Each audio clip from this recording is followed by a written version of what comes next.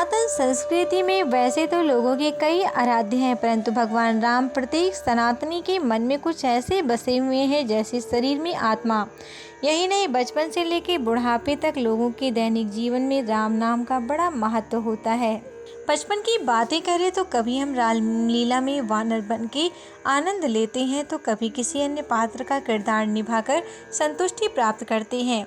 इसी के साथ लोग अपनी दिनचर्या में राम राम, सीताराम, जय श्री राम के नाम के साथ अभिवादन भी करते हैं। और सबसे अंत में जब कोई भी सनातनी इस दुनिया को छोड़कर जाता है तो उसकी अर्थी के साथ में राम नाम सत्य है जैसे बोल भी गूंजते हैं। तो कुछ इसी प्रकार सनातन संस्कृति में राम नाम का महत्व है, परंतु हमारी समाज में जानबूझकर एक निश्चित उद्देश्य के तहत भगवान राम को बदनाम करने के लिए कई भ्रामक बातें प्रचलित की गई हैं, जो कि तथ्यात्मक आधार पर पूर्ण रूप से गलत है। इसी कड़ी में आती है सीता परित्याग की कहानी, जिसमें कहा जाता है कि भगवान राम ने एक धोबी के कहने पर माता सीता की अग्नि परीक्षा ली, उन्हें घर से बाहर निकाल दिया, लेकिन यह पूर्ण रूप से असत्य है। दोस्तों, इस पोस्ट में हम समाज में फैली हुई भगवान राम से जुड़ी इस भ्रांति के बारे में विस्तार से चर्चा करेंगे और आपको सत्य से अवगत कराएंगे।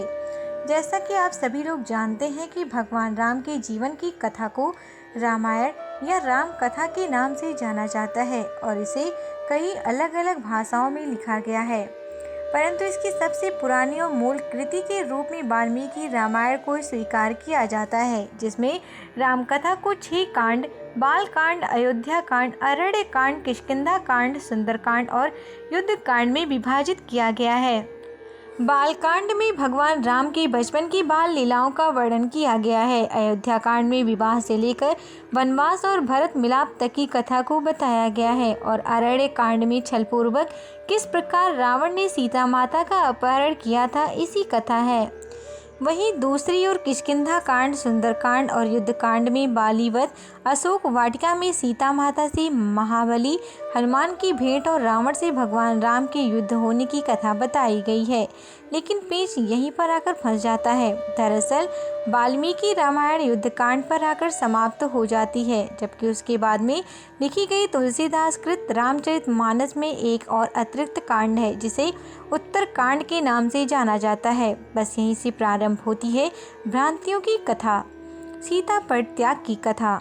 इस कांड में कहा गया है कि लंका से वापस आने के बाद अयोध्या में भगवान राम का राज्याभिषेक होता है और सभी लोग प्रसन्नता पूर्वक रहने लगते हैं, लेकिन एक दिन एक धोबी अपनी पत्नी को बिन बताए बाहर चले जाने पर पीटता है और कहता है कि मैं राम थोड़ी ही हूँ, जो तू कहेगी उसे मान लूँगा और ऐसे में स्वीकार कर लूँगा। रामचरितमानस के उत्तरकांड के अनुसार इसके बाद यह बात अयोध्या के राजा और भगवान राम के पास पहुँचती है और उनके मस्तिष्क में सीता को लेकर शंका होने लगता है और अंत में आकर वो लंका के बाद पुनः एक बार माता सीता की अग्नि परीक्षा करवाते हैं, जिसके बाद सीता अपमान के कारण राम को छोड़कर चली जाती हैं और वाल्मीकि कुटिया में रहने लगती हैं और वहीं पर उन्हें 2 पुत्र लव और कुश की प्राप्ति होती है। ज्ञात हो कि उत्तर कांड रूप में काल्पनिक है और उपयुक्त बातें उत्तर कांड में ही बताई गई हैं। उत्तर कांड के भ्रामक होने के पीछे का सबसे